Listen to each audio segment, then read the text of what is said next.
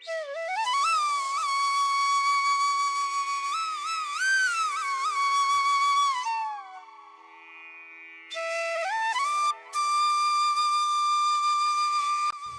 যে কথায় বলে না, সয়ে গেলে দুঃখটাই নাকি সুখ।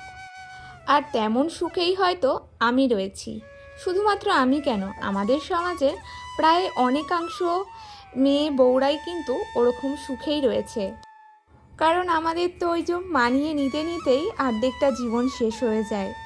নিজের ইচ্ছেগুলো সব ক্ষেত্রে আমরা প্রকাশও করতে পারি না, পূরণ করা তো দূরের কথা। সব কিছু মানিয়ে নিতে নিতে, সবার কথা শুনতে শুনতে একসময় কী বলতো, সব পরিস্থিতির সাথে এমনভাবে মানিয়ে নিই নিজেদেরকে, তখন ওই জিনিসটাই আমাদের সুখ মনে হয়। তো হ্যালো বন্ধুরা, এই যে সকালবেলা থেকে আজকে ব্লগটা শুরু করেছি। ঘুম থেকে উঠে দেখছি বাইরে বৃষ্টি পড়ছে। বাইরের আকাশ দেখে মনে হলো যে অনেকটা সকালে হয়তো উঠেছি, কিন্তু তারপরে যে ঘড়ি দেখলাম যে না, বেলা তো 8টা বেজেই গেছে, আর কত ঘুমিয়েছি। তো চলো, আসলে এরকম ওয়েদার থাকলে না ঘুমটা ওই যে ভাঙে না। আর এমন টাইমে যে উঠেছি দেখে মনে হচ্ছে যেন ওই যে একদমই সকাল সকাল। তো যাই হোক, এদিকে এসে তোমার দাদা ভাইয়ের খাবারটা বানিয়ে নিয়েছি। আজকে ওকে বানিয়ে দিয়েছি মাছের ঝোল।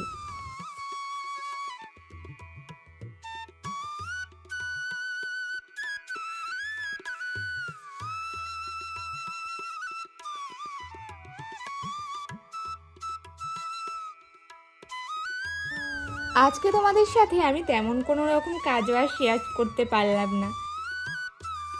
ওই যে কোথায় যাওয়ার থাকলে না, সত্যি কথা বলতে মেয়েকে সামলে আর ব্লগ করা হয় না, কারণ ওকে তো লুকিয়ে চুরিয়েই আমাকে বাড়ি থেকে বেরোতে হয়। কারণ ওই যে এক সেকেন্ডও জানো তো আমাকে ছাড়া থাকতে পারে না। তো ওই যে লুকিয়েই বেরালাম। যাওয়ার ছিল, খুবই দরকারি, একটু ব্যাংকে যাওয়ার ছিল। অনেক দিন ধরেই ভাবছিলাম যাব। তো এই যে আজকে ফাইনালি যাওয়া হলো। তো বেশি হাঁটতে হয়নি, এই বটতলার আগে আস্তে আস্তে দেখলাম টোটো পেয়ে গেছি। তো টোটো করেই যাব আর কি। আর হালকা ঝিরে ঝিরে বৃষ্টিও পড়ছে, ওয়েদারটা তো খুবই সুন্দর। এই ওয়েদারে কি আর ব্লগ করতে ইচ্ছে করে বলো, ঘুরতে ইচ্ছে করে। তবে ঘোরার কপাল আর আমার কই বলো, কারণ তোমার দাদা ভাই তো ওই যে সারা দিনই প্রায় ব্যস্ত, আসে একদমই রাত করে।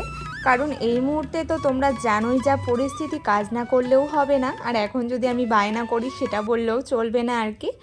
তো সেক্ষেত্রে ওই যে কোথাও বেরানো সেটা তো একদমই একদমই না।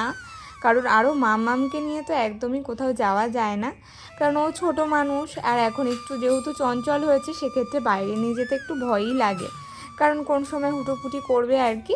হ্যাঁ, তেমন কিছু বায়না করে না বেরিয়ে গিয়ে, তবে ওই যে একটু চঞ্চল, এক জায়গায় কোথাও স্থির থাকবে না, জানো তো। জানি না আমি আজকে তোমাদের সাথে কতটা পরিমাণে ব্লগ শেয়ার করতে পারবো। অনেক দিন ধরে যাওয়ার ছিল, ওই যে টাইমের অভাবে যাওয়া হচ্ছিল না। টাইম অনেক, তবে মামামকে লুকিয়ে আসা একদমই ইম্পসিবল। তো অনেক দিন হয়ে গেল বলে আজকে ফাইনালি এলাম, তবুও সম্পূর্ণ কাজ কমপ্লিট হয়নি। আবারও একদিন আসতে হবে, এটা নিয়ে হলো আবার একটা চিন্তা। তো যাই হোক, কাজ মোটামুটি এখন আপাতত হয়ে গেছে। আবার হয়তো সামনের সপ্তাহে আমাকে আবারও আসতে হবে। ওই যে বললাম না তোমাদেরকে, আজকে কতটুকু তোমাদের কি শেয়ার করতে পারবো আমি নিজেও জানি না।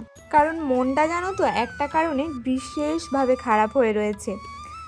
এত ভাবি অন্যের কথা একদমই গায়ে লাগাবো না, তবে কি বলো তো, গায়ে যতই না লাগাই, মানুষ তো কথা ঠিক মনে গেঁথে যায়। তো ওই যে কোনো কথাই আমি মন থেকে একদমই ভুলে যেতে পারি, সেক্ষেত্রে আমার কিছুক্ষণ টাইম লাগে নিজেকে ঠিক করতে। তাদের ব্যবহারের কোনো রেসপন্স আমি করতে চাই না, কারণ তাদের কোনো কথার গুরুত্ব আমার জীবনে অন্তত নেই।